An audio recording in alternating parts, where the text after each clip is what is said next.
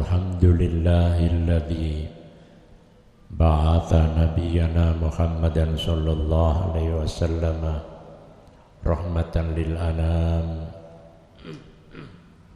wa tassahu bi syari'atin samhatin mustamilatin 'alal hikami wal ahkam.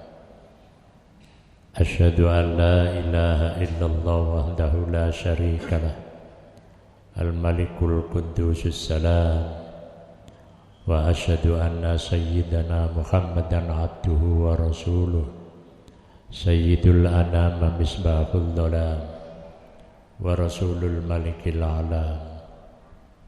Allahumma salli wa sallim wa barik ala sayyidina Muhammad wa ala alihi wa ashabihi sadatil kiram wa sallama tasliman katsira.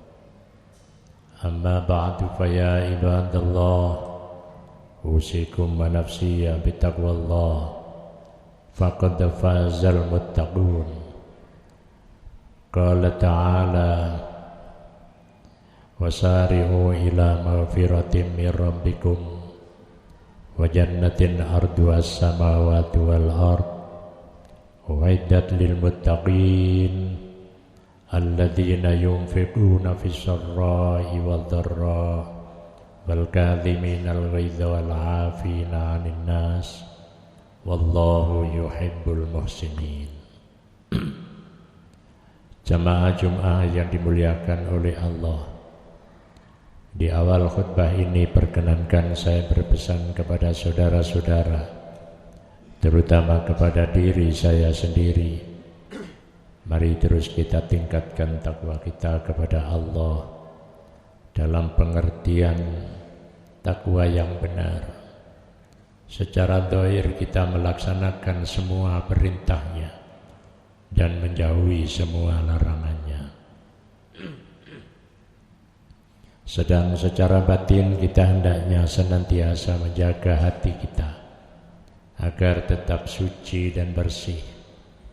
Apabila ketakwaan kita sedemikian rupa, maka dambaan kita setiap saat, yakni kebahagiaan yang hakiki, akan dapat kita rasakan baik di dunia ini maupun di akhirat kelak. Jamaah Jumat yang dimuliakan oleh Allah, kita sebagai hambanya, kita harus selalu merasa bahwa di hadapannya kita kurang dan sangat kurang. Bahkan mungkin kita harus merasa bahwa kita hidup ini banyak dosa, baik yang kita lakukan dan kita anggap itu sebagai dosa, atau yang kita tidak merasa bahwa kita tidak berdosa. Maka disinilah perintah Al-Quran yang saya bacakan tadi, wasari'u ila maghfiratin min rabbikum wa jannatin arduhas samawati wal ard uiddat lil muttaqin. Bersegeralah untuk memohon ampun kepada Tuhanmu.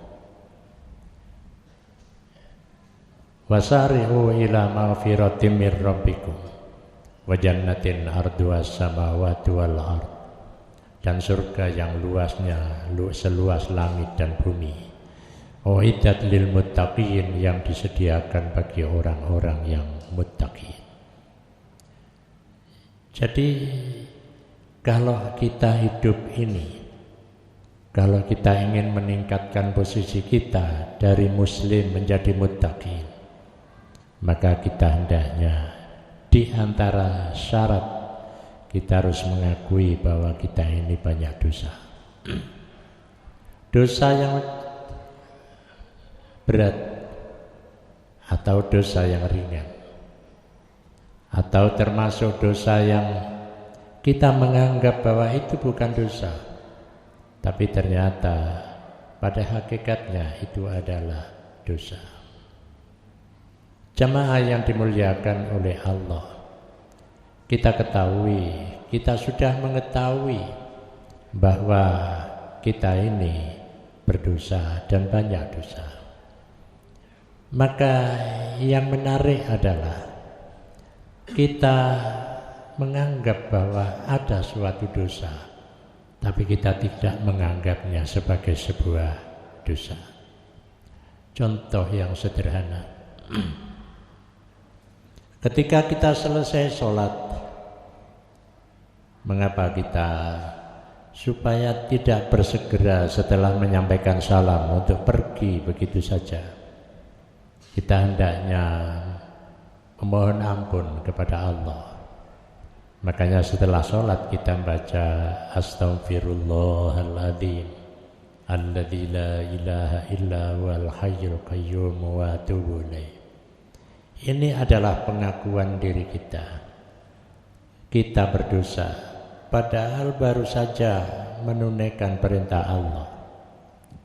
Ini menggambarkan bahwa kita dikala menunaikan sholat, pada saat kita sholat, ternyata kita tidak ingat kepada Allah. Lesannya mengucapkan istighfar, lesannya membaca surat-surat yang ditentukan dan bacaan yang lain, gerakannya sudah benar. Tapi bagaimana dengan hati kita?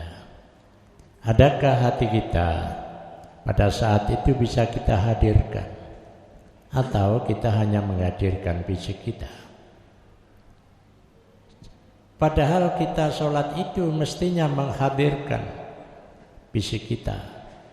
Semua anggota tubuh kita hadirkan. Tapi itu tidak cukup. Batin kita mulai dari akal, hati, dan nafsu hendaknya kita hadirkan. Maka biasanya batin kita tidak ikut hadir di waktu sholat, sehingga kita menganggapnya bahwa itu bukan sebuah dosa. Tapi buktinya ketika kita selesai sholat membaca istighfar, itu pada hakikatnya sama kalau kita menggunakan bahasa Jawa. Kita menggunakan bahasa Jawa dengan kalimat, ya Allah kula nyuwun ngapunten dumateng jenengan. Kula nembih mawon madhep dumateng jenengan. Tapi raosipun kados kula boten madhep dumateng jenengan. Mila kula nyuwun ngapunten dumateng jenengan. Itu kan sama dengan orang yang bersalaman dengan temannya. Wajahnya menghadap, mulutnya mesem, tapi hatinya sama sekali tidak menghadap. Jadi kalau begitu yang terjadi adalah kemunafikan. Ketika kita menghadap hanya wajah saja, kemudian hanya tubuh kita yang kita hadapkan kepada Allah, tapi ternyata hati kita sama sekali tidak menghadap. Padahal kita sudah mengikrarkan diri kita. Di awal kita menghadap kepadanya, ini wajjahtu wajhiyya lilladzi fataras samawati wal ardh. Ini menggambarkan bahwa kita sudah berikrar. Tapi ikrar itu hanyalah di lisan saja, tidak sampai merasuk ke dalam tubuh hati kita. Maka bagaimana kita akan sampai sholat kita itu sebagai sholat yang musyahadah? Bukankah sholat kita dituntut agar menjadi sholat yang tidak hanya sekedar sholat?